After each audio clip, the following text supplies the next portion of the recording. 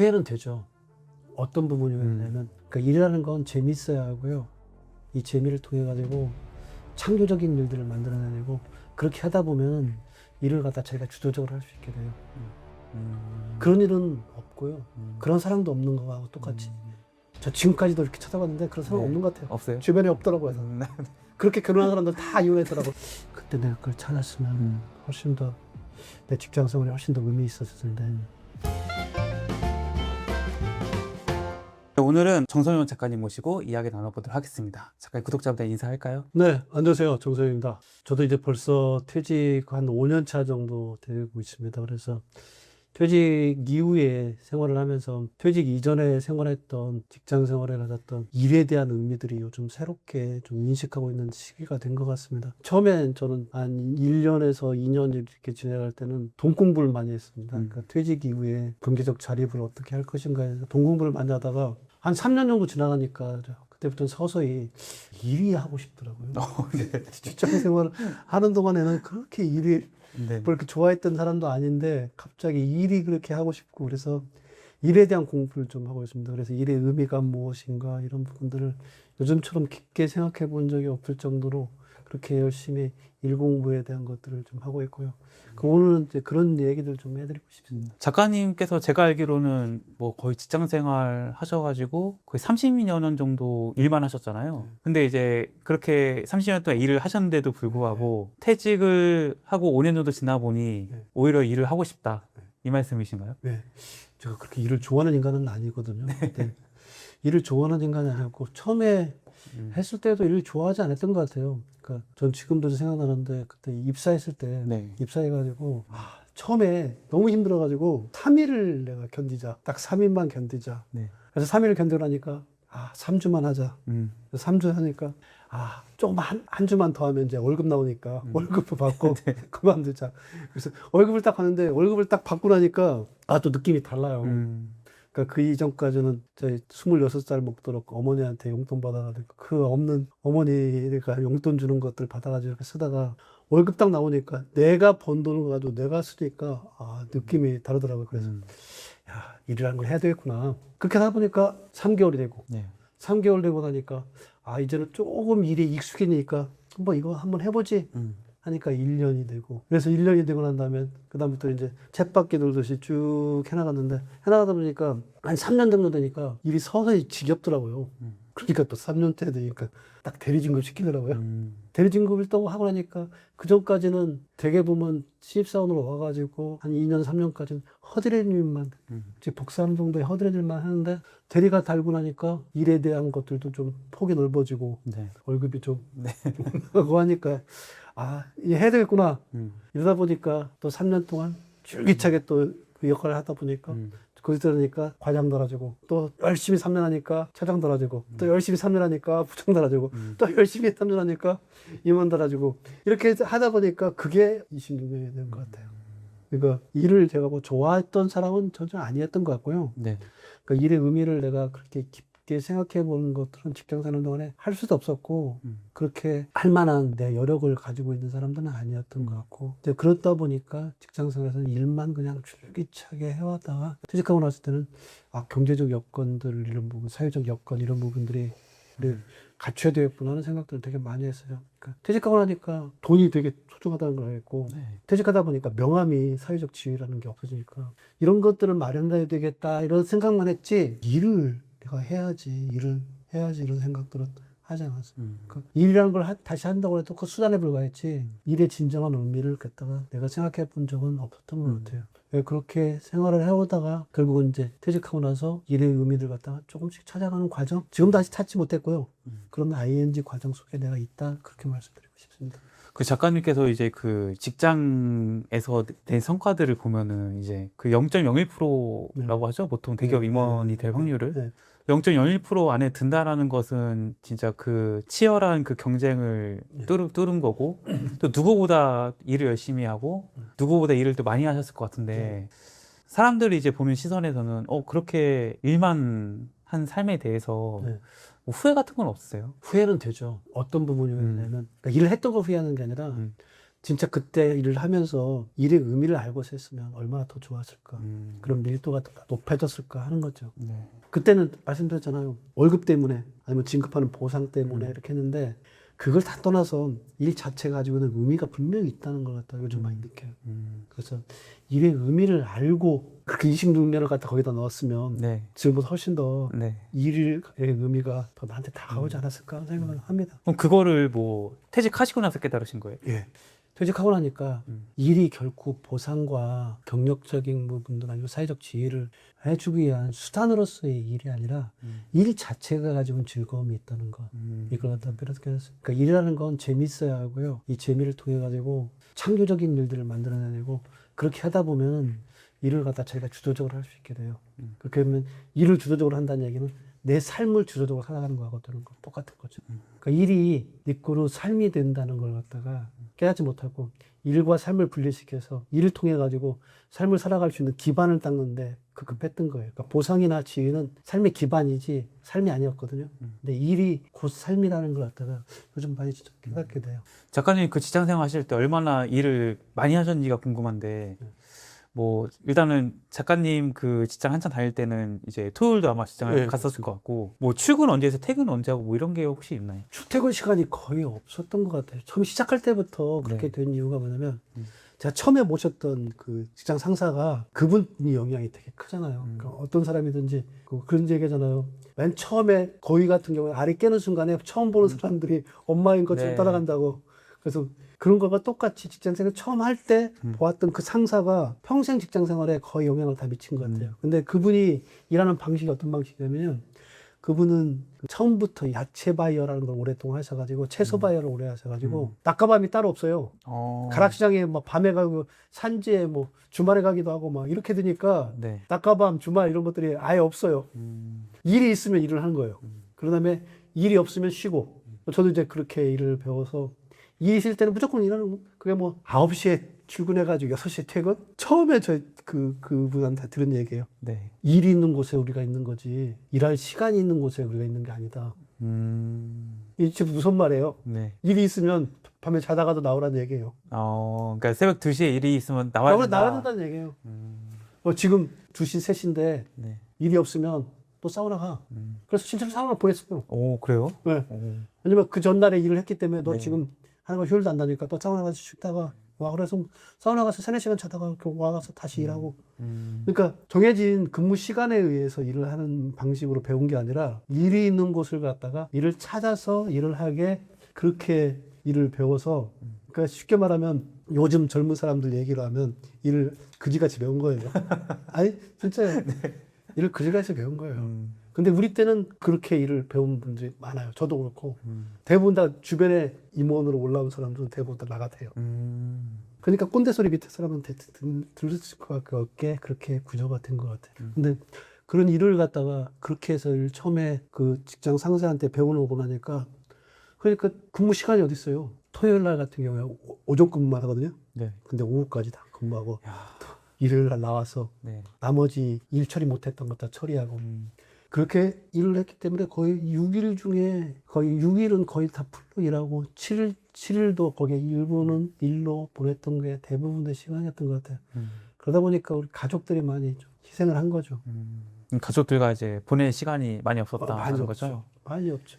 그러니까 와이프가 지금도 짜증을 엄청 저한테 하는 것 중에 그때는 그렇게 뭐 옆에 있으라고 그래도 바이오 할 때는 새벽에도 나가고 네, 막 그쵸. 출장 예. 가면 산지 가면 네, 일주일째 집에 못 오고 이런 일들이 있다 보니까 네. 일이 있으면 무조건 간다고 했잖아요. 그러다 네. 보니까 와이프가 내 얼굴 못 본 경우도 많다.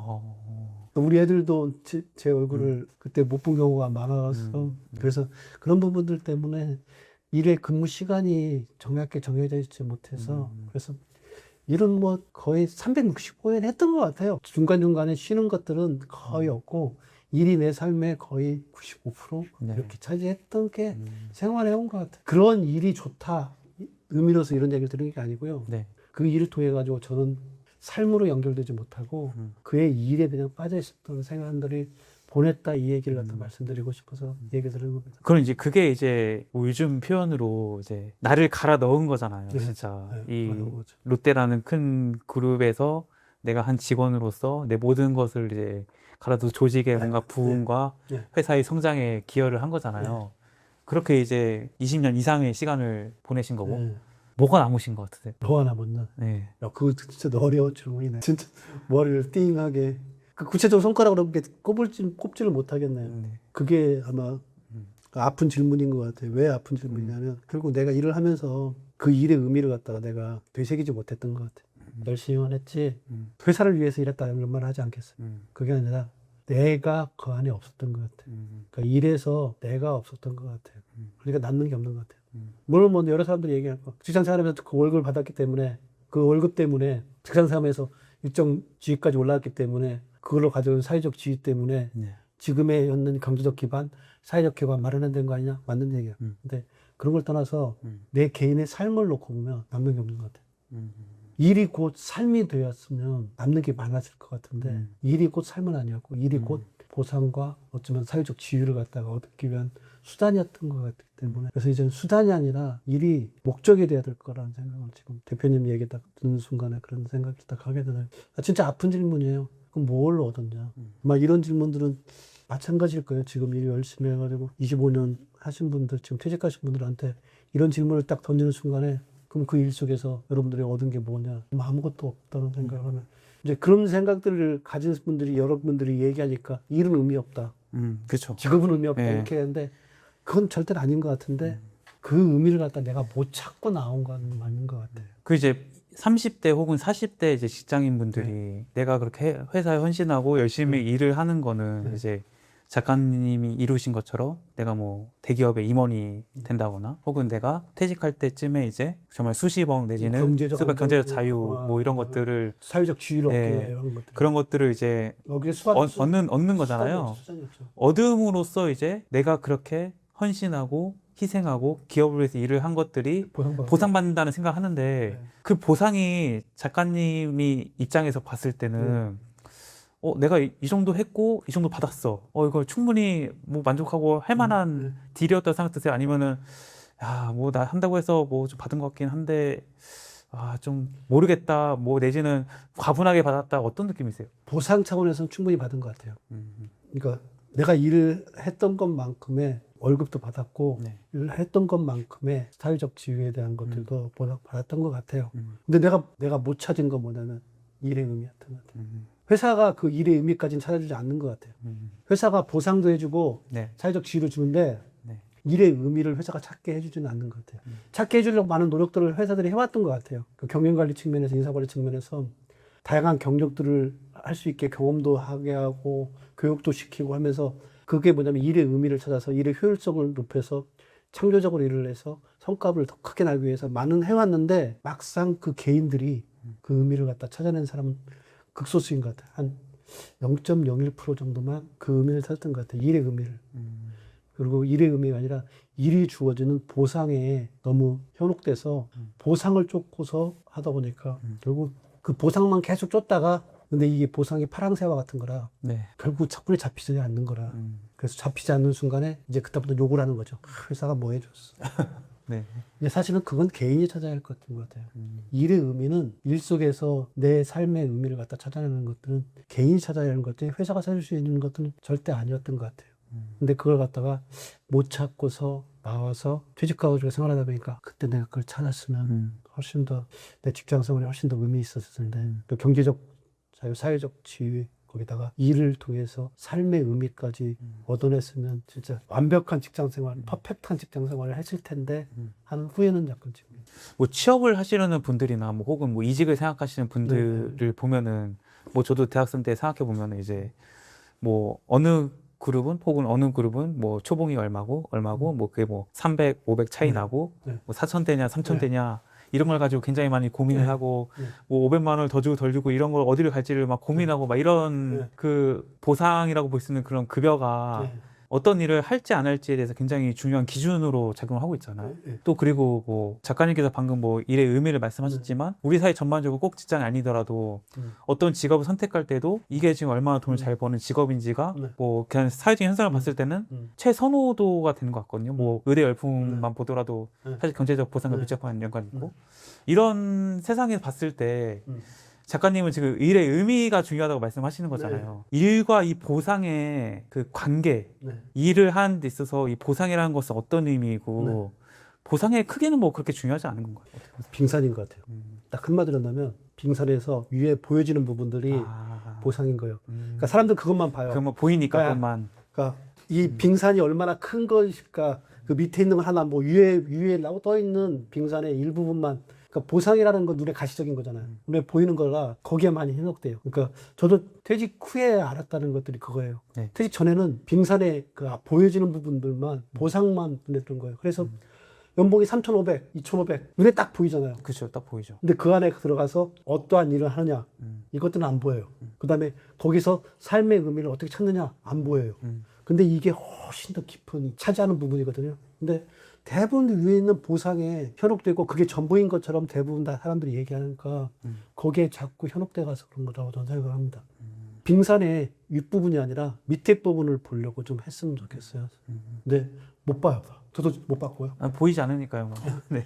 근데 보려고 해야죠. 그 빙산의 아래쪽이 있다는 걸 갖다가, 그러니까 연봉으로, 보상으로 보여지는, 복지로 보여지는 이 모습이 아니라 그 밑에 있는 숨어 있는 자기 삶의 의미와 그다음에 자기를 얼마나 능력 개발할 수 있는 경력의 의미, 일의 본질에 대한 것들, 이 부분들을 알기 시작하면은 직장 생활이 시작 전부터 만약에 그걸 알고 하시는 분이라면 다를 거라고 생각해요. 그래서 일의 본질을 깨우쳤으면 좋겠어요. 그래서 인류의 조건이라는 이런 책에 보면은 일의 본질을 아는 사람과 모르는 사람의 차이를 갖다가 그렇게 구별짓더라고요.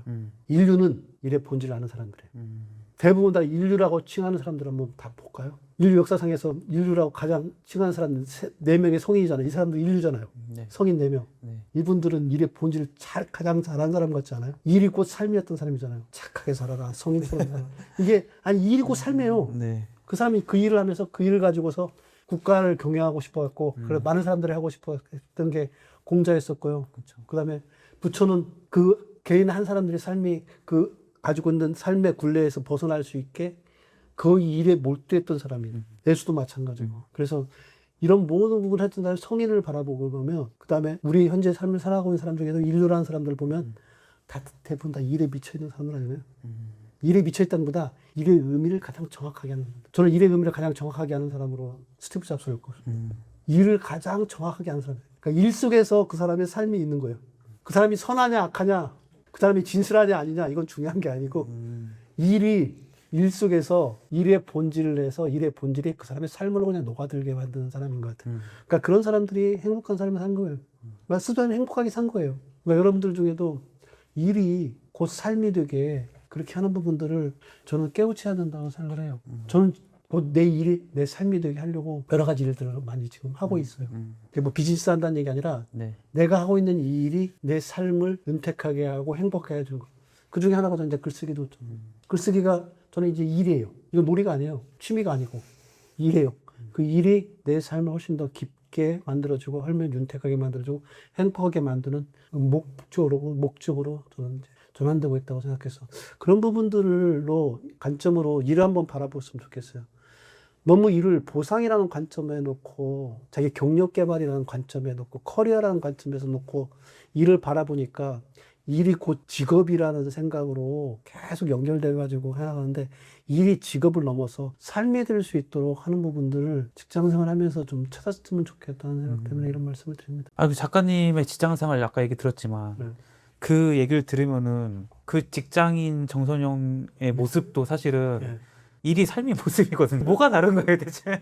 다르죠. 네. 그때는 보상과 이 부분들에 현혹돼서 했던 거고 지금은 그 일 자체가 좋아서 지금은 일 자체가 좋은 거예요.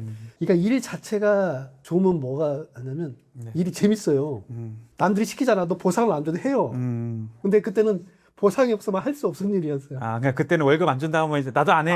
이거 네. 누가 해요? 월급이나 그 진급 안 시키면 누가 해요? 네. 지금 하고 있는 일 중에. 네. 근데 월급이 안 줘도 할 수 있을 만큼 재밌는 일들을 갖다가 직장 생활하면서 찾아낸다면 그 사람은 사장인 거예요. 그 회사의 사장인 거예요. 그래서 그 얘기를 하고 싶고 그의 후회가 된다는 얘기지. 그렇게 시간이나 열정은 보탰지만 그게 재밌어서 한 게 아니라 내 스스로한테 충실하고 싶은 충실도였던 것 같아요. 내 삶을 갖다가 네. 충실하게 살고 싶다는 그 충실도였지 거기에 플러스로 재미라는 것들만 딱 하나 얹어졌다 보면 아마 그 일을 갖다 지금보다 훨씬 더 큰 성과물을 만들어낼 거예요. 그 일을 하면서 훨씬 더 창조적으로 했을 거고요. 훨씬 더 그 일을 갖다 주도적으로 했을 거예요. 사실 역할 주어진 것만 한 거잖아요. 대리 땐 대리 역할, 과장 땐 과장 역할. 근데 그게 아니라 일을 주도적으로 하는 사람도 있어요. 그런 사람이 어떻게 보면 일이 재밌는 사람들이. 일을 재밌어가지고 막 새로운 걸 막 시도하다 보니까 손가락이 나오니까 일을 막 주도적으로 해요. 그렇게 일을 했으면 좋겠다는 얘기예요. 직장 생활을 그렇게 하면 퇴직 그 걱정 하나도 없어요. 퇴직 이후에 그 일이 해왔던 일들이 자연스럽게 나한테 보상을 줄 정도까지. 아니, 직장생부터 해왔으면 한 20년, 30년을 할 거 아니에요. 네. 그런 퇴직하면 그 20년, 30년 동안에 1만 시간이 뭐예요? 지금 한 3, 4만 시간이 쌓였을 텐데 네. 3, 4만 시간 쌓였으면 이거는 기술자가 아니라 예술가예요. 일을 아마 예술적으로 할 거예요. 어떤 일을 하나 하더라도 예술적으로 할 거예요. 뭐 대표님도 보시면 지금 유튜브 이런 거 하면서도 지금 대표님 몇 년 되셨죠? 한 10년, 10년 됐잖아요. 나 6, 7년 됐습니다. 6, 7년, 네. 이제 6, 7년 됐잖아요. 6, 7년 들인 시간들을 갖다가 쭉 쌓아가지고 10년 동안 쌓아가고 이게 20년 쌓아가고 30년 그렇죠. 쌓아가면 네. 그 외에 대표님이 노후 걱정하겠어요? 이것만 쌓아놓은 것만 가지고도 또 재밌어 하시니까 이게 아마 유튜브의 예술가가 되는 거잖아요. 그거와 똑같은 것 같아요. 직장에서도 자기가 하고 있는 일을 그렇게 하는 분들은 진짜 예술가 같아요. 저는 스티브 잡스는 예술가인 것 같아요. 그러면 기업가가 아니라 진짜 예술가인 것 같아요. 예술가. 이 영상을 보고 계신 직장인분들은 뭐 일이 뭐 재밌어서 하는 사람 어딨냐, 뭐 시키니까 하는 거고 돈 주니까 하는 거지. 지위 때문에 하는 거죠. 예. 그럼 실제로 이제 작가님 뭐 주변 분들 혹은 같이 네. 일을 했던 사람들 중에서 네. 야, 이 사람은 정말 그때 일을 진짜 재밌어서 한 것 같다. 네. 뭐 이런 분 혹시 있을까요? 축산할 때 있던 친구인데 지금 이제 한우 큰 회사를 지금 하고 있는데 네. 이 친구는 저희 이제 입사할 때 뭘로 입사했냐면 우리 이제 전문직이라고 그래요. 축산 전문 네. 칼질하는 거, 음. 매장에서 상품화 작업하는 거 네. 이런 부분들을 시작했던 친구인데 이 친구는 이게 너무 재밌으니까 상품을 갖다가 그 전체 매장 중에 제일 잘하는 거예요. 오. 그러니까 이 친구가 하는 매장은 가면은 이 매장은 고객들이 와가지고 좋은 고기 어디 이렇게 팔아요 해가지고 이렇게 하다 보니까 이 친구의 상품화하는 능력 때문에 이 친구한테 이제 MD로 발탁했어요. MD 해가지고 산지에 가서 소를 이제 구매하는 역할도. 네. 이렇게 해서 하다 보니까 이때도 할 때도 그때 본인이 고객들한테 좋은 소, 그다음에 맛있는 고기를 갖다가 주겠다는 그런 마음 때문에 계속 거기에 몰입해서 재미있게 막 계속 하니까 이렇게 해나가더라고요. 근데 이렇게 해나가다가 이 친구는 이제 이 일을 갖다가 더 이상 할 수 없게 되는 상황이 딱 되니까 네. 딱 던지고 나가서 지금 사업해가지고 네. 그 친구는 지금은 또 일을 갖다 재밌게 해요. 한우 식당도 하나 저쪽에 하고 있고 한우 식당도 하나 있고 네. 지금 대기업하고 농협에다 나간다고 있고 지금 손가락 안에 들 정도로 크게 하고 있어요. 그 친구 시작은 뭐였냐면 고기를 칼질하면서 그걸 재밌어 했던 친구예요. 그러니까 고기에 미치니까 우리 이제 부위별로 이렇게 다 나와 있잖아요. 그쵸. 이 부위 중에서 네. 그 차돌박이라는 부위가 있어요. 네. 근데 양지예요. 쉽게 말하면 기름덩어리예요. 네. 그쵸. 양지의 기름덩어리인데 네. 이걸 갖다가 이 친구는 무상급이 아니라 그 이전에 벌써 뭐였냐면 냉장을 갖다가 얇게 썰어가지고 네. 그래서 냉장 무상겹을 갖다가 주로 그때 팔았었어요. 오. 그러니까 그 친구가 그렇게 보였던 이유가 뭐냐면 삼겹살처럼 소고기도 먹으면 더 맛있을 텐데 소지방이 돼지지방보다 훨씬 더 맛있을 텐데 훨씬 더 고소할 텐데 그래가지고 그렇게 해서 그 친구가 다른 매장에서 못 파는 차돌박이를 갖다 그 친구만 다 달라고 그래가지고 그 매장에서 판매해가지고 그 매장을 그것만 찾아러 오시는 고객들도 있었어요. 와. 이렇게 일을 갖다 재밌게 한다니까요.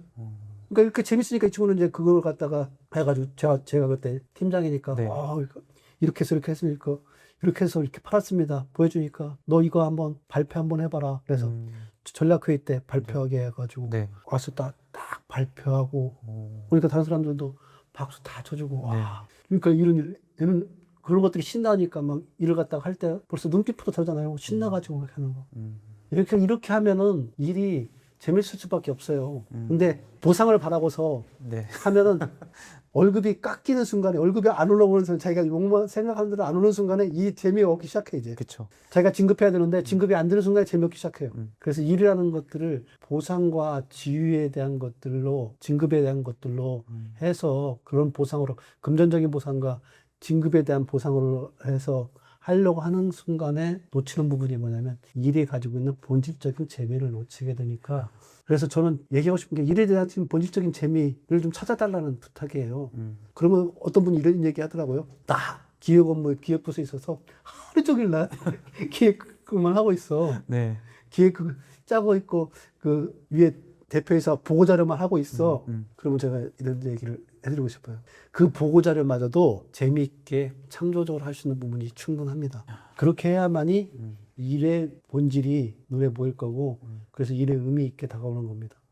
그 이제 방금 말씀하신 그 사례가 이제 우리가 대형마트 가면 이제 정육 코너가 있고 네. 그 이제 냉장 진열대 안쪽에 이제 거기에 고기 써는 것도 네. 있고 이제 작업대가 따로 있는 거잖아요. 거기서 일을 하셨던 네. 분이라는 거잖아요. 그렇죠. 그럼 이제 대부분의 이제 뭐 거의 99.9%의 사람들은 그냥 그거 그냥 소분해서 잘라서 냉장에 진열을 하기 바쁜데 바쁜데 그분은 이제 이거 어떻게 하면 또 고객들이 더 좋아하고 고객들 좋아하고 왜냐면 네. 그러니까 축산을 놓고 보면 축산이 처음에는 이제 부위별로 나눠진 가장 큰 이유가 뭐냐면 네. 부위에 맞게 요리를 할 것인가에 대한 관점으로 바뀐 거예요. 그 전까지는 그냥 툭툭툭 돼지고기가 예전에는 어떻게 되냐면 삼겹살이라는 이런 부위가 하나도 없이 그냥 전체 통말 넣고 툭툭툭 썰어가지고 판매했어요. 네. 이러다 보니까 고기별로 갖고 있는 특징들이 갖다가 다 부각이 안 된 거예요. 그래서 삼겹살, 사태 이렇게 다 나눠놓고 나니까 사태나 이런 것들은 찜하는 데 좋고 삼겹살은 구이하는 데 좋고 뼈 같은 거에는 찜하는 데 좋고 이렇게 부위를 다 나누기 시작한 거예요. 네. 이걸 갖다 세분화 정도가 처음에는 대분할, 소분할 정도에서 그렇게 범위가 크지 않았는데 이 친구는 그것마저도 파기하고 정각 쪽에도 이 정각이라는 건 뭐 앞다리 이쪽 부분이고 이 앞쪽에는 부채살이라고 그래도 그 마블링이 싹 배겨 있으니까 이건 우유 로스 구이라면 맛있어. 그럼 그쪽으로 그걸 잘라가지고 로스로 파는 거예요. 정각은 대부분 다 국거리에 팔아요. 정각이라는 게 앞다리를 말하거든. 네. 근데 근데 그 앞각 중에서 목 쪽에 가까운 데는 거기에는 부채살이라는 게 있으니까 그걸 갖다 떼어내가지고 부채살로 해서 로스 구이를 해가지고 부채살이라는 게 뭐냐면 부채 모양이기 때문에 부채살인 거예요. 이 부채살에 고기를 갖다가 처음으로 판매하는 것도 그 친구가 처음에 그때 했었어요. 그래요? 그러니까 이렇게 각 부위가 가지고 있는 특징들 요리하면 어떻게 하면 맛있을 거에 대한 것들을 끊임없이 개발하는 거예요. 그 친구는. 왜? 재밌으니까. 재미없는 사람 삼겹살 한 판 갖다 놓으면 이거 쓸게 바쁘잖아요. 그쵸. 예. 이거 언제 다 쓰나? 이거 언제 다 쓰나 지겨워 죽겠는데. 근데 그런 그 친구는 다 쓸고 난 다음에 양쪽으로 이렇게 칼집을 쫙 내가 벌집 삼겹살. 칼집을 한 번 더 내면 그 칼집을 내주는 순간에 뭐냐면 구울 때 그 안에 기름이 스며드는 것들이 빠져나오면서 육질이 다 연해지고 맛있게 돼요. 그중 칼집까지 다. 딴 사람은 썰어가지고 하는 건데 바쁜데 그 친구는 그런 다음에 벌집 삼겹살이라는 걸 팔아가지고 판매하는 해서 그 회사에 대한 더 큰 수익을 주기도 하고 자기 개인적으로도 새로운 카테고리를 갖다가 하나 새로운 상품을 하나 발견하는 것들 이런 것들이 재밌어 하니까 걔는 그 친구는 계속 그렇게 하는 거예요. 그러니까 일을 갖다가 찾아내면은 재밌는 요소는 많이 있어요. 그분은 이제 생각을 그렇게 한 거네요. 나한테 이제 롯데마트에서 이 정육에 대한 권한을 나한테 줬고 나는 이 무대에서 저거 이거 그냥 뭐 앞다리살 그냥 국거리로 팔면은 뭐 100g당 뭐 1,000원인데 이거 잘 썰어서 로스로 팔았더니 이게 2,000원이 됐네. 그럼 고객들이 더 많이 찾네. 이런 거 자체 반응에 되게 즐거워하고 내가 생각했던 걸 이제 현실화시켜서 해보고 이걸 즐긴 거죠, 일종의. 그러니까 그 친구가 했던 얘기 중에 그 롯데마트는 저한테 장학금 주면서 가르쳐주는 학교라고 축산 학교라고 생각합니다. 이런 생각을 가지고 그 친구는 한단 말이에요. 네. 그러니까 다른 사람이 쫓아오질 못해요. 일의 본질을 그런 사람한테 일이라는 건 그런 사람들한테 자기의 속내에 있는 본질을 보여주지 월급이나 지위 때문에 하고 있는 사람한테 그거 보여줄까요? 일이? 안 보여주죠. 그러니까 이런 본질을 갖다가 찾아갈 수 있기를 저는 바라는 겁니다. 이런 것들은 제가 쉽게 얘기해드리기 위해서 그 축산에 대한 예를 들었는데 축산 이외에 사실 뭐 개발이라는 요소는 부동산 개발 이런 부분도 이런 요소 진짜 많아요. 땅의 가치를 평가하고 땅을 어떻게 로케이션이 어떻게 되는 거 이런 거 관심 많은 사람들은 점포개발이라는 부서에 가면은 그냥 돈 받고 사는 거예요. 그러니까 롯데마트 점포개발하기 위해서 전국에는 땅이랑 땅을 다 돌아다니면서 보고 다니는 사람들이 점포개발하는 사람들이거든요. 이 사람들 돈 받으면서 어쩌면 땅을 볼 수 있는 눈, 입지에 대한 것들을 어떻게 할 것인가 이 공부를 다 시켜주는 거 아니에요 회사가. 그러니까 이렇게 생각한다고 하면 얼마나 재밌겠어요. 야 진짜 너무 좋은데요. 너무 좋은데. 그러니까 일의 본질 의미를 아는 사람은 그래서 무서운 사람인 거예요. 그리고 일이 곧 삶이 되는 사람들이기 때문에 이 사람들은 다 행복해요. 스티브 잡스랑 너무 멀어서 뭐 비유하면 여러분 공감 못할 것 같은데 그분의 행동만 한번 보면 알잖아요. 그분은 일이 있고 삶이에요. 아니 근데 외관상 보면 작가님은 비슷했을 것 같아요. 일이 지겹다. 그러니까 월급이라는 마약과 그 진급이라는 보상이 없으면 하지 못할 것이다. 이런 생각을 하시게 되면 그 일을 퇴직하는 순간에 그 일이 자기한테 남아있는 게 하나도 없어요. 그래서 그런 것들이 저 퇴직하고 나서 제일 후회되는 거예요. 그러니까 월급이 없어진 거가 후회되고 명함이 없어진 거 후회되는 거라고 생각을 했는데 지금 와서 깊게 보니까 내가 일에서 일의 의미를 못 잡았던 것들이 다 거기에 연결됐던 것 같아요. 내가 만약에 거기서 진짜로 일의 의미를 찾고 있었더라면 지금 다른 회사에서 다 스카우트 해갔을 거예요. 안 그럴까요? 아 그렇겠죠 당연히. 당연히 스카우트. 네, 그렇죠. 그러니까 회사라는 건 효율을 내기 위해서 다 스카우트 갔을 거고요. 그렇지 않으면 내가 그 일을 바탕으로 해가지고 새로운 일을 갖다가 뭔가를 하고 있었을 거예요. 그래서 여러분들이 진짜 중요한 건 월급이나 명함이 사라지는 것들을 퇴직 이후에 후회할 게 아니라 월급이나 명함을 가져다주는 일의 의미를 갖다가 깨닫지 못하고 퇴직하면은 그게 큰 후회다 이 얘기를 그래서 강조해드리고 싶은 거. 그러니까 뭐 사실 그냥 생각을 해보면은 이제 작가님이 그 롯데마트라는 그 큰 기업에서 임원까지 하셨지만 야 지금 내가 이제 일의 의미를 깨달았어. 나 이제 롯데마트에서 고기 써는 일을 할 테니까 무료로라도 할 테니까 하겠다고 했더니 지금은 이제 아니야 하지 마 이거잖아요. 안 되죠. 네. 그건 지금 내가 살아가고 있는데 환경 내에서 최선은 아니잖아요. 지금 내가 하고 있는 애 최선은 저는 지금 뭘 하고 있냐면 저는 글이라는 걸 통해서 내 삶을 갖다가 글이 곧 일이 되게 만들고 싶어요. 그래서 글을 쓰기를 갖다가 지금도 하루에 꾸준하게 제가 하려던 한 편에 대한 걸 글을 계속 써가고 있고요. 그 쓰는 시간이 더 행복해요.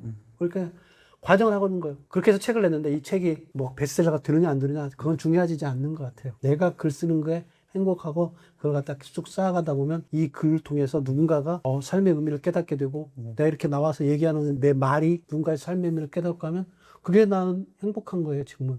그러니까 내가 하고 있는 일들은 이렇게 나와서 인터뷰에서 말을 하는 거, 글을 쓰는 거, 그러니까 이걸 통해 가지고 내 삶의 의미를 갖다가 일들을 좀 찾은 거잖아요. 이걸 해나가는 것들이 지금 당장의 성과는 없을 수 있어요. 그러나 난 계속 해나갈 거예요.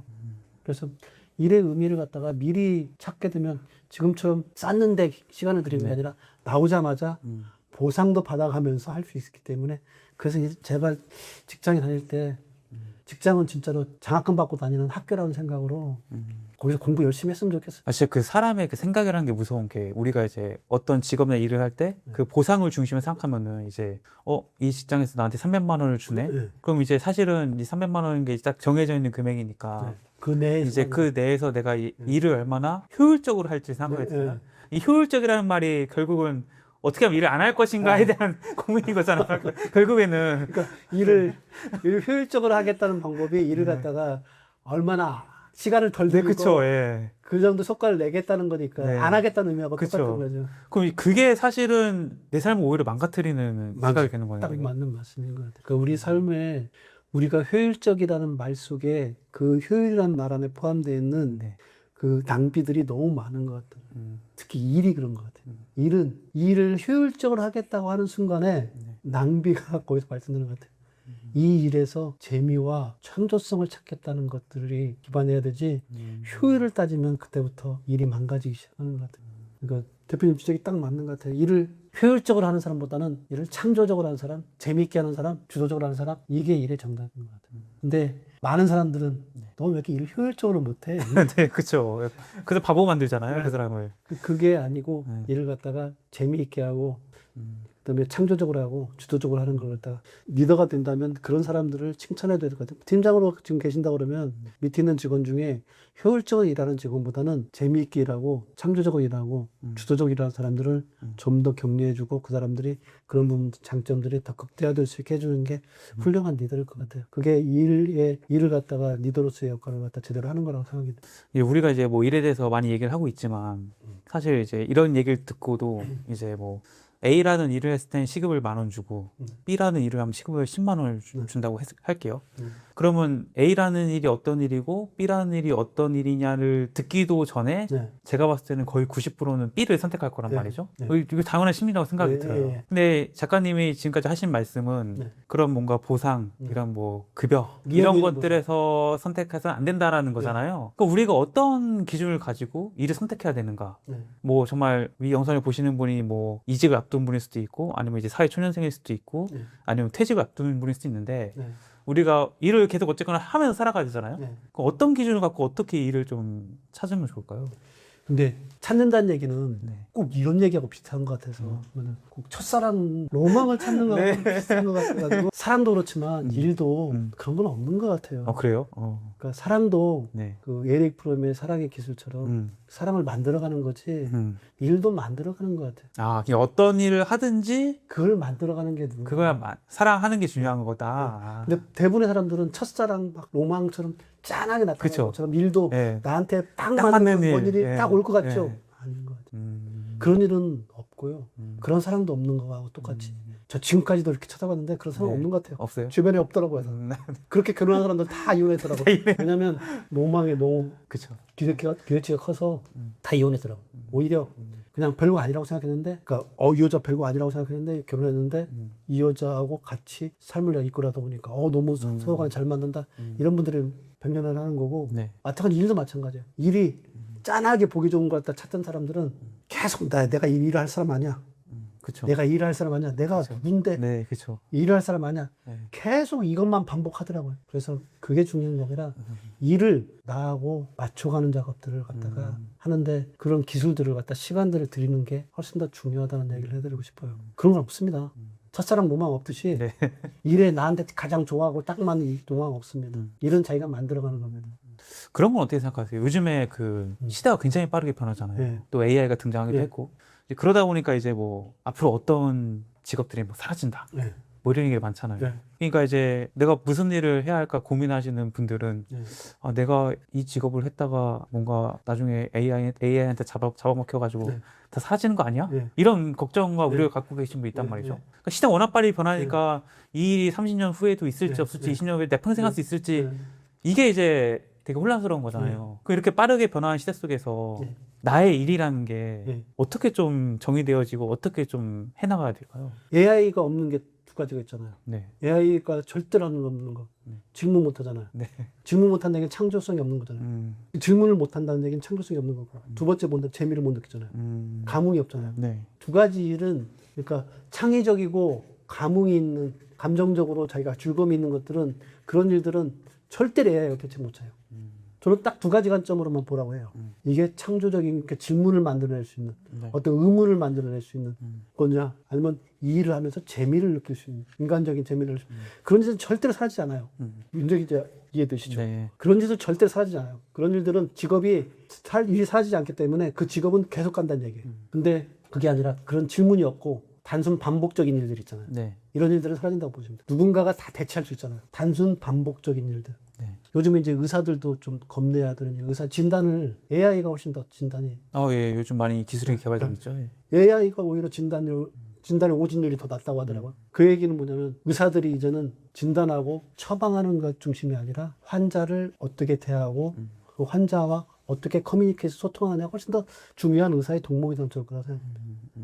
예전에는 뭐 어떤 병이 걸리는가 여기에 가장 맞는 약을 처방해주고 아니면 수술해가지고 처단해주고 치료하는 것들이 이게 핵심이었다면 의사이라는 직업의 핵심이었다면 바뀌는 거죠 이제. 오히려 의사가 소통해주고 그런 과정들에 대한 것들을 어떻게 프로세스를 잘 만들어주느냐 이런 프로세스에 대한 설계자들이 훨씬 더 의사에 가까운 일이 되겠죠. 그래서 이렇게 바뀔 거라고 생각을 합니다. 모든 직업들이 다 그렇게 될 것 같아요. 단순 반복하는 것들 그 일의 본질이 아닌 것들은 다 사라지고 본질 속에 남아있는 것들은 본질에는 창조적이고 재미있는 것들. 인간은 어차피 창조적이고 재미있는 것들을 쫓아갈 수밖에 없으니까요. 그런 직업들을 찾는 것들로 좀 얘기해드리고 싶어요. 근데 의사는 사실 워낙 뭐 기득권이 강한 뭐 집단이기도 하고 전문성이 워낙 강조되는 뭐 집단이니까 사실 그 보호막이라는 게 굉장히 강하다는 생각이 드는데 우리가 이제 뭐 과거를 떠올려 보면은 뭐 저도 이제 들은 얘기지만 뭐 그 버스 안내양도 과거에 있었고 또 뭐 야경꾼이라고 하나요? 밤에 뭐 들어가려고 종치고 뭐 이런 사람들 12시 자정에 12시에 하면 그 통행금지 해가지고 통행금지 때 그 소리 지르면서 다니는 분들이 있어요. 이제 그런 직업들은 아예 사라졌잖아요. 그냥 지금 시대에. 그런 직업들은 사라졌고 이제 없어지고 앞으로도 지금 있는 직업도 30년 후에는 또 그런 직업들 사라질 것들이 또 있을 거란 말이죠. 이렇게 빠르게 변화한 시대 속에서 그런 사라지는 직업이 있는 거고 네. 작가님 예시로 들었던 의사처럼 뭔가 일에 뭔가 그 패턴이 바뀌는 그런 직업도 있는 거잖아요. 네. 그런 차이는 어디서 비롯된다고 생각하세요? 그거는 가장 큰 핵심이 뭐냐면 쓸모잖아요.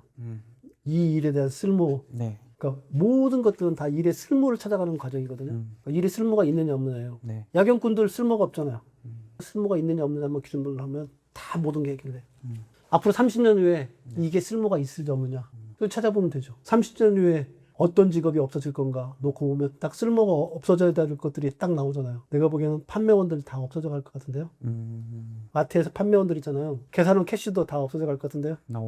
계산의 쓸모가 물건을 계산해 주는 거였는데 그걸 누가 대체하고 있어요. 키오스크가 다 키오스크 대체하고 있죠. 그러니까 쓸모들이 사라지는 것들이 무엇인가 보면 근데 쓸모가 절대로 사라지지 않는 것들은 어떤 거냐면 사람들이 욕망하는 것들, 사람들이 필요하는 것들, 사람들이 재밌어하는 것들 이런 것들은 절대로 사라지지 않잖아요. 그러니까 그 부분을 관점을 놓고 보면 어떤 게 사라질 건지는 정확하게 보일 거라고 생각합니다. 근데 이 쓸모를 찾아가는 과정이 뭐냐면 일의 본질이에요.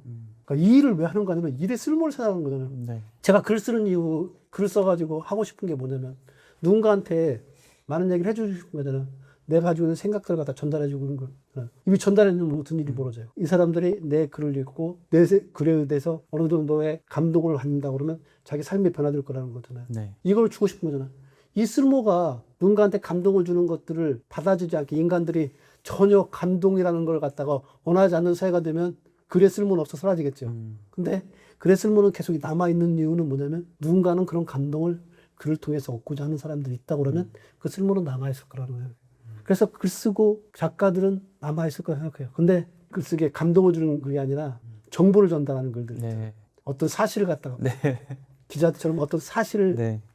갖다 전달하는 거라면 그거는 AI가 다 대체할 거예요. 그건 쓸모가 사라집니다. 그러니까 그런 관점을 놓고는 인간이 20년 후에 30년 후에 사회 환경 구조가 바뀌었을 때도 뭘 쓸모로 하느냐 거기에서 일을 찾아야 된다잖아요. 그게 바로 일이라고. 유튜브도 이제 그 중에 하나잖아요. 유튜브는 제가 보기 계속 성장할 것 같아요. 쇼폼 형태로 성장하든지 어떤 형태로 되든지 계속 성장이 갈 것 같아요. 근데 성장하는 것들 이유 중에 가장 큰 건 뭐냐면 사람들이 사실은 사람들 간의 대면보다는 유튜브 하나 속에서 시간을 보내는 시간들이 너무 커요. 그렇죠. 유튜브를 보면서 시간을 보내는 그 시간당 계산을 해놓으면 어마어마할 거예요. 그러면 거기에 필요한 콘텐츠는 계속 생산해야 될 거 아니에요. 그 쓸모가 계속 있기 때문에 저 유튜브 크리에이터로 있는 대표님 같은 경우는 사라지지 않을 직업이라고 생각해요. 근데 경쟁은 하겠죠. 네, 크리에이터 중에 누군가는 사라지겠죠. 크리에이터는 사라지지 않더라도 크리에이터는 사라지지 않는데 크리에이터 중에 누군가는 사라지겠죠. 그게 이제 바로 일의 쓸모를 아는 사람과 네. 일의 본질을 아는 사람과 모르는 사람의 네. 가장 큰 차이가 되는 것 같아요. 그래서 지금 직장에서 일을 하고 계신 분들이 대부분일 테니까 직장에서 일하고 계신 분들이 퇴직을 앞두시고 계신 분들일 텐데 이분들한테 해드리시는 게 진짜 일의 본질을 갖다가 좀 알았으면 좋겠어요. 보상이나 금전적이나 진급으로 한 보상 이외에 일이 가지고 있는 진정한 의미의 본질을 갖다가 좀 깨워줬으면 좋겠어요. 그것들이 자기 삶을 갖다가 지탱해주는 가장 든든한 힘인 거예요. 제가 예전에 돈이라고 했어요. 네. 이 돈마저도 사실은 밑에 있는 일의 바탕으로 해서 세워지는 토대인 것 같아요. 그래서 인력이라고 표현하는데 일의 힘을 내 안에 가지는 것들이 중요한 것 같아요. 그러려고 그러면 가장 중요한 핵심은 뭐냐면 내가 누구인지를 알아야 되고 내가 누구인지 아는 걸 통해서 내가 좋아하는지 뭔지를 갖다가 파악하는 게 최우선인 것 같아요. 그 일을 이제 선택하는 기준으로서 이제 창조와 재미를 말씀하셨는데 이제 들으시거나 이제 보시는 분들은 이렇게 생각할 수밖에 없어요. 뭐 작가님은 뭐 50억 자산 가시니까 이제 뭐 돈이 남아도는 상황이고 그런 상황에서 이제 여유가 있고 그러니까 이제 뭐 창조니 재미니 이런 약간 추상적인 거를 따라갈 수 있지만 그렇지 않은 사람도 많잖아요, 사실은. 뭐 빚이 있는 사람도 있고. 그럼 당장 내가 먹고 살려면 돈이 필요하고 당장 어떻게 내가 생활을 꾸려나가면은 뭐 돈을 모으고 해야 되는데 이 창조와 재미에 맞춰서 일을 하라는 그 메시지가 굉장히 현실과는 안 맞는 메시지를 드릴 수 있단 말이죠. 저는 그런 분들한테 이런 얘기 해드리고 싶어요. 흔히 말하는 제약이라는 거 있잖아요. 네. 지금 말하는 경제적인 제약. 수많은 그 제약들이 창조의 원천이라는 거 생각해보세요. 재미의 원천이에요. 제약이 있기 때문에 재미가 있는 거예요. 잘 들여다보세요, 여러분들. 내가 추상적인 얘기를 하는 게 아니라 제약이 없으면 이루어지는 건 아무것도 없어요. 제약이 있었기 때문에 어떤 일을 갖다가 하려고 노력하는 거고요. 제약이 없으면 아무것도 할 수가 없어요. 그래서 제약이라는 걸 여러분들이 흔히 내가 뭔 일을 할 수 없는 방해물이라고 생각하는데 아니에요. 그 제약이 토대예요. 그 틀에 맞추는 거예요. 제약이란 틀에 맞춰가지고 하다 보면 거기서 재미가 솟아나는 거지. 재밌는 일을 갖다 찾아가지고 모든 게 다 제약이 다 없는 상황에서 어떤 일을 했을 때 재미가 느껴지는 게 아니에요. 제가 퇴직 이후에 깨달은 것 중에 가장 큰 게 그거예요. 제약이 있을 때 내가 진짜 창조적이고 재미를 찾을 수가 있었구나. 모든 조건이 갖춰진 것들은 단 한 번도 인생에 찾아오지 않는다. 지금 가지고 있는 조건이 가장 최악이라 그러면 그 최악 조건 내에서 나아지는 것밖에 없잖아요. 조금씩 나아지는데 재미를 느끼고 조금씩 나아질수록 뭔가 창의적으로 한다는 것들을 할 수 있는 가장 최고의 기회 아닌가요? 가장 최악에 틀어져 있다면? 이렇게 얘기하면 아마 당신은 경험 안 했으니까 뭐 이런 얘기를 내릴 텐데 제가 경험 안 했을 것 같습니까? 저도 부도난 회사에서 다녔잖아요.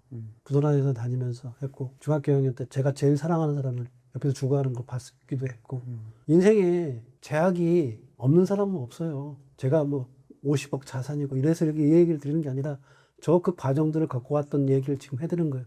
그래서 그 제약이 나를 키웠던 힘이었었어요. 그래서 여러분들 나중에 난 이게 안 돼서 이것 때문에 안 되고 이것 때문에 안 돼 이런 얘기하면 저 솔직한 얘기를 하면 제대로 배고픔을 모른다는 생각이 들어요. 뭐라도 할 게 있으니까 그렇게 하는 거지 진짜 절실하잖아요. 그건 진짜로 지푸라기라도 잡아요. 지푸라기라도 잡는 사람한테 그 사람은 모든 제약 조건 내에서 지푸라기라도 잡는 걸 행위를 하잖아요. 근데 그런 분들은 이 지푸라기 잡는 것도 안 하는 거예요. 살만하니까. 제약이 있는 게 아니라 살만한 거예요. 진짜로 절실하면 발버둥 치게 돼 있어요. 제가 중학교 1학년 때 그때 당시를 얘기한다면 어머니, 아버지, 할아버지, 할머니 해가지고 저희 형제 6명에다가 10식구예요. 저 기름동에 지금도 달동네 지금 이제 기름 뉴타운에 있는데 거기에서 살았는데 방 3칸에 10명이 살았어요. 10명이 살고 그중에 유일한 우리 집안을 해결할 수 있는 유일한 희망이 누구였냐면 그때 큰형 서울대 치대 다니는 그 형이 2학년이었는데 이 형이 이제 그 서울대 치대를 나와서 의사로서 개업하게 되면 우리 집안을 이끌어 갖고는 희망이었어요. 우리 집안에서 다 그 형만 바라고 있어요. 그 형 밑으로 이제 고등학생인 둘째 형, 중학생 저까지 해가지고 밑에 국민학생이 했던 동생 2명까지 이런 상황에서 갑자기 그 희망이 죽었단 말이에요. 그런 상황에서도 그때 대면체를 갖다 한 50번 읽었던 것 같아요. 그게 저는 지푸라기를 잡고 싶은 발버둥이었던 것 같아요. 그런 순간에 뭔가 앞으로 나아갈 수 있는 창조적인 재미가 느껴지는 거지. 그 순간에 그냥 멈춰져 있으면 그 순간에서 그래서 늘어져 있으면 아무것도 이루어지지 못해요. 지푸라기에다가 붙는 심정으로 뭔가를 하세요. 하다 보면은 또 사라지고 그렇게 하다 보면 새로운 것들이 나한테 다가오는 경우가 있어요. 요즘 그런 것들을 제가 가장 많이 느껴서 제가 좀 약간 감정이 좀 격해졌던 이유가 뭐냐면 폭삭 소가수다를 갖다 보는데 저 계속 울면서 봤어요. 어느 장면에서 울면서 봤냐면 마지막 그 셋째 이제 동명이라는 애가 죽는 순간에 그 부모들의 모습을 보면서 진짜로 이만큼도 움직일 수 없는 힘으로 세상을 살아가게 돼요. 자식이 죽게 되는 게. 그걸 옆에서 지켜보면서 저는 커왔잖아요. 제가 자고 있으면 저희 어머니가 제가 큰형하고 좀 비슷해서 울면서 큰형 이름을 불러요.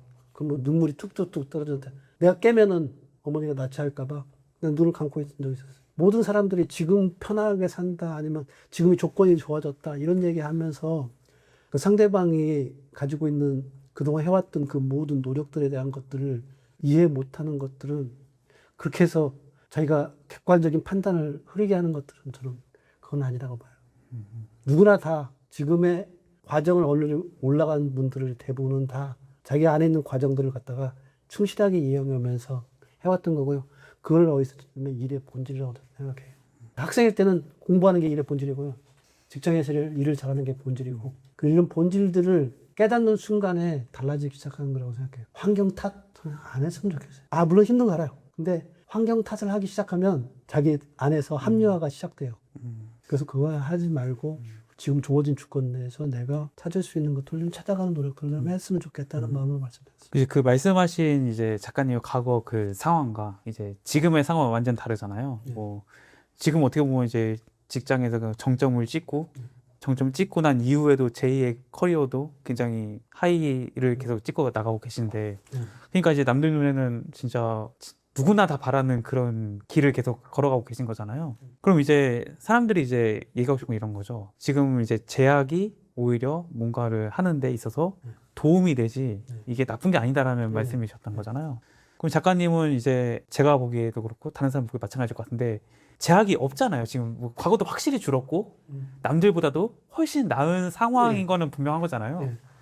그런 상황에서 작가님이 뭐 느끼는 뭐 불편함이나 뭐 약간 좀 아니 오히려 안 좋던데 뭐 이렇게 완벽해 보이는 조건이 난 더 안 좋은 것 같은데 뭐 이런 게 있으신가요? 안 좋다 이런 개념보다는 아까 말씀드렸잖아요. 일이 없으니까 내 존재 가치를 못 느낀다니까.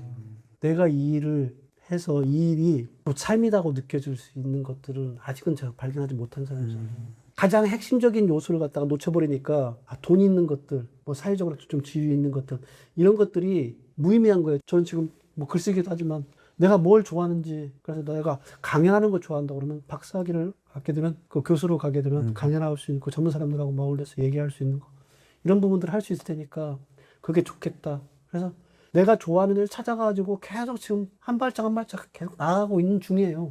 내가 완성품이라고 생각한다면 전혀 아닙니다. 쉽게 말하면 50억이라고 있는 거 그거 큰 의미가 없을 수도 있고요. 제가 직장생활에서 이모가 퇴직했던 거 베스트셀러 작가 된 거 큰 의미가 없을 수 있다는 걸 저는 요즘 많이 깨닫고 있어요. 내가 하루하루를 살아가면서 행복하게 내 일을 하고 있는 게 훨씬 더 소중하다는 그거는 한번 짠 보이고 끝이에요. 나 50억 재산 있어? 그럼 그거 갖다 뭐 어떡할 거야? 부동산으로 앉아있는 거 그거 갖다 뭐 어떡할 거예요? 내가 10만 부 넘어가는 베스트셀러 작가인데 그거 갖다 뭐 어쩌겠다는 거예요? 난 그것들 이외에도 하루하루를 좀 살아가고 있는데요. 저는 하루하루를 살아가는 것들이 어떻게 살아가느냐가 그게 바로 일이라고 생각해요. 일을 가지고 살아가는 사람과 그 일이 없이 살아가는 사람 차이가 커요. 나는 그 일이라고 주장하면서 내 스스로한테 주장하면서 글쓰기를 하고 있어요. 시간에 맞춰가지고 딱 루틴대로 하면서 하고 있는데 그 채워지지가 않아요. 뭔가 지금 부족한 게 있는 거예요. 내 일이 정확하게 일로서 나한테 다가오지 않은 거예요. 그 일을 계속 찾아가고 있는 사람인 거지. 제가 이런 말씀 드려서 여러분들이 저 사람 진짜 완벽한 삶을 살고 계시는 거라고 생각하고 흠모하고 있는 SNS에서 바라보고 있는 분들 다 힘드실 거래요. 오히려 SNS는 안 보이지만 자기 혼자 삶을 갖다가 충실하게 살아가면 제가 아까 말씀드렸던 선배님 중에 지금 화가로 그림 그리고 있어요.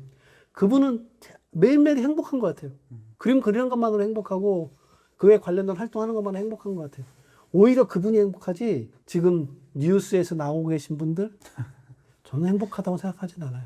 오히려 좀 행복해 보이는 분은 최백호 가수분은 그분은 행복해 보이더라고요. 노래 부를 때 그렇게 행복해 보여요. 그러니까 어떤 사람은 노래를 잘 부르기 위해서 노래 부르는데 그분은 딱 이렇게 노래 부르고 있으면 이 노래와 그분의 삶이 그분 자체가 하나 된 것 같은 느낌이 들더라고요. 그러니까 그게 행복한 거라는 생각을 해요. 그걸 향해서 가는 거지 현재는 거기에 맞는 조건들 뭐 내가 돈을 얼마 가지고 있어 내가 얼마나 유명해 내가 얼마나 높은 지위에 있어 이거는 의미가 없어지기 시작하는 것 같아. 점점 우리가 보통 이제 뭐 워라밸 해가지고 삶의 균형을 찾잖아요. 네. 그럼 작가님이 이제 생각하시는 가장 이상적인 삶의 모습은 네. 이 일과 삶의 경계가 사라지는 일이 삶이 되는 일이 삶이고 삶이 일이 되는 삶이 일이 되고 그러니까 일이 놀이가 되고 이 놀이가 삶이 되는 거 그러니까 일과 놀이가 하나가 되고 그것들이 삶으로 연결되는 거 그런 것들이 제가 보기에 가장 행복을 추구해야 될 기본적인 방향이라고 생각해요. 일 놓고서 인간은 행복하게 살 수가 없어요. 끊임없이 움직여서 뭔가를 해야 돼. 그게 멈추는 게 아니라 죽는 거예요. 그렇게 우리 몸 안에 그 원시적 생명체일 때부터 DNA로 우리 몸 안에 남아있는 것 같아요. 그래서 우리는 끊임없이 해야 돼요. 근데 우리가 이제 뭐 놀면 뭐하냐 뭐 이런 말도 있듯이 이제 이 놀이라는 게 이제 뭔가 소비적이고 네. 뭐 돈을 번다라는 거랑 잘 연결이 안 되잖아요. 근데 우리가 자본주의 사회에 살면서 사실 돈을 벌어야 생계를 유지할 수 있고 먹고 살 수 있는 거잖아요. 그러니까 이 접점을 찾는 게 참 어려운 것 같아요. 그러니까 뭐 일을 놀이처럼 하는 건 뭐 좋다 그거예요. 근데 뭐 놀면 누가 돈 주나? 이 문제거든요, 결국은. 이 문제는 어떻게 해결할 수 있을까요? 그거는 다들 본인 스스로 찾아야 되는 문제인 것 같아요. 누가 찾아주잖아요. 제가 가장 후회하는 게 그거예요. 직장 생활하면서 직장이 날 찾아줄 거라고 생각했고 학교 다닐 때 학교가 날 찾아줄 거라고 생각했고 뭐 심지어 요즘 국가도 찾아줄 거라고 생각하는 분들도 꽤 있더라고요. 국가가 뭐 나한테 해주는 게 뭐야 근데 그건 본인이 찾아야 될 문제예요. 일의 의미를 찾는데 본인이 어떻게 일을 갖다가 찾아야 될 건가를 갖다가 왜 직장한테 물어보고 학교한테 물어보고 국가한테 물어봐요. 본인이 스스로 찾아야 되죠.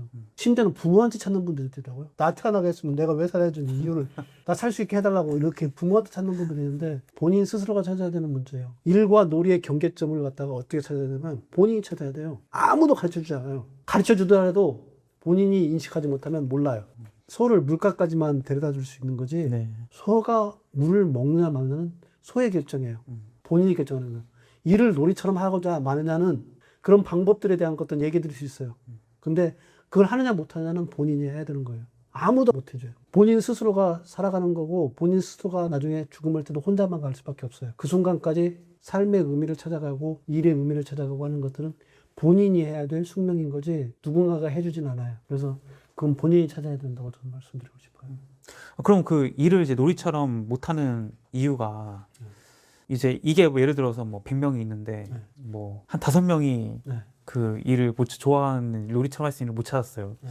이러면은 그게 이제 개인의 문제라고도 볼 수 있잖아요. 네. 95명 중에 5명 못 찾으면 이거는 네. 못 찾은 너네들이 잘못이야 네. 라고 할 수 있는데 우리의 사회를 보면은 제 주변에도 그렇지만 내가 뭘 좋아하는지 모르겠어. 일단 이거에 대해서 명확한 답을 가지고 있는 사람도 네. 거의 만나볼 수가 없고 네. 작가님께서 오늘 해주신 그런 말씀을 하는 사람도 사실 거의 없고 네. 이런 상황에서 보면 오히려 거꾸로 뭐 한 100명 중에 5명이 정말 놀이처럼 할 수 있는 일을 찾아가지고 네. 해나가는 게 현실인 거잖아요. 네. 그럼 이제 95명이 못 찾고 있단 말이죠. 왜 못 찾고 있다고 생각하세요? 못 찾고 안 찾고 하니까 명확한 거예요. 못 찾고 안 찾는 거예요. 그리고 있더라도 찾으려는 의지가 없는 거고 어떤 사람은 아예 모르는 사람들 무지할 수가 있고 무지한 사람이 있을 거고요. 아는데 알고 있는데 하지 않는 사람이 있을 거고요. 알지 않은데 하지 못하는 사람들의 대부분이 나 이런 일이라는 건 재미없고 원래 강요해서 하는 거야. 이런 합리화를 갖다 계속 하더라고요. 저도 그렇게 해왔고. 근데 아니더라고요. 차라리 무지한 건 나은데 알고서도 합리화하는 건 나쁜 것 같아요. 제가 딱 그 안에 있는 거품들이 이렇게 딱 사라지고 나니까 그게 딱 보이더라고요. 다른 누군가도 그러니까 원망하고 싶지도 않고 다른 누군가한테 책임 돌리고 싶지도 않고 퇴직한 이후에 그런 사람들 참 많아요. 회사 욕하고 막 이런 분들 많은데 나는 그런 부분들을 하고 싶지 않은 것 중에 가장 큰 게 뭐냐면 내가 못 찾은 거지 회사가 안 준 게 아니다. 그러니까 본인을 탓해야지 대부분의 경우는 어떤 문제가 발생되면 아까 말씀드린 그대로인 것 같아요. 100명 중에 95명은 남 탓하는 것 같아요. 환경 탓. 그중에 5명만 자기 자신 속에서 탓하고 자기 자신이 답을 찾아가려고 하는 것 같아요. 딱 그 비율도 그대로 하는 것 같아요. 일의 의미를 찾아가는 사람들도 내 안에서 찾기 때문에 가는 거지 외부 환경에 남 탓하고 있는 사람들은 대부분 다 못 찾는 것 같아요. 내가 앞으로 어떤 일을 할까 혹은 내가 좋아하는 일은 무엇일까 아마 많은 고민을 하실 것 같은데 뭐 그런 이제 일을 고민하시는 분들께 뭐 마지막으로 해주고 싶은 말씀 있으세요? 일단 첫째 중요한 건 뭐냐면요. 일이 삶이라는 인식을 좀 했으면 좋겠어요. 그러니까 일을 갖다가 파이어 해가지고 버려버리고 내가 어느 순간이 되면 하지 않으면 안 했으면 좋겠고 이런 절대적명의 인생에서 괴물로 볼 게 아니라 나하고 같이 나아가고 평생을 그냥 나하고 같이 옆에 가야 될 동반자라는 생각으로 일을 보기 시작하면 일이 가지고 있는 의미들이 조금은 나아질 것 같아요. 부정적으로 바라보는 것들은 항상 부정적이에요. 긍정적으로 한번 바라보세요. 일이 나한테 얼마나 큰 의미이고 이 일을 통해서 내가 내 삶을 갖다 얼마나 윤택하게 할 수 있는가를 갖다가 보기 시작하잖아요. 그러면 그다음부터 일이 다르게 보일 거예요. 그래서 첫째 부분은 일을 아예 부정적으로 바라보는 괴물처럼 바라보는 것을 멈추고 이 일에서 진정한 의미인가 뭔지를 한번 찾아보겠다는 그런 각오를 한번 인식을 한번 하는 것 부분부터 했으면 좋겠다 이 말씀 드리고 싶습니다. 제 지금 가장 큰 꿈이 뭐냐면요. 죽는 순간까지 하고 싶은 일을 하다가 죽는 거 그게 제 꿈이에요. 이렇게 하신 분이 계시더라고요. 밥 오프라고 유명한 코미디언이신데 그분은 93세인가 돌아가셨다고 93세 돌아가셨는데 그 한 달 전에도 자기가 가장 좋아하는 골프 치고 사람들한테 만나가지고 얘기하고 그러다가 한 달 후에 바로 돌아가셨다고 하더라고요. 저 그렇게 하고 싶어요. 내가 가장 좋아하는 일을 끝까지 해나가고 그 다음에 내한테 주어진 그 한 평 남짓한 그 관 속으로 들어가는 그런 삶을 살아가고 싶어요. 여러분들도 일을 갖다가 나하고 같이 가야 될 동반자라는 생각을 가지시고 일과 함께 삶을 갖다 얼마나 윤택하게 만들 건가 하는 생각을 가져가길 바라는 마음으로 오늘 말씀을 드렸습니다. 고맙습니다.